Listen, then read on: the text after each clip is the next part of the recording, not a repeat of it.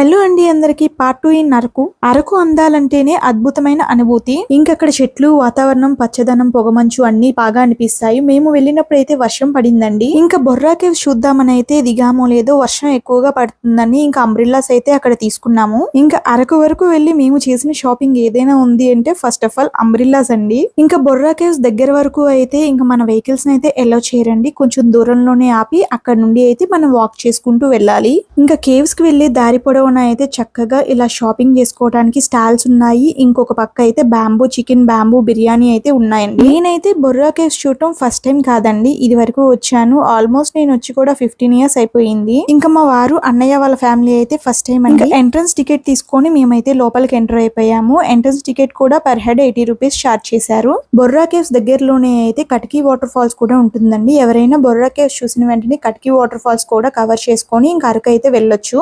Water falls కి వెళ్ళాలంటే కొంచెం ట్రెక్కింగ్ అయితే చేయాలి. దట్టు వర్షం పడుతుంది, పిల్లలు ఉన్నారు అని చెప్పి మేమైతే వాటర్ ఫాల్స్ కి వెళ్ళలేదు.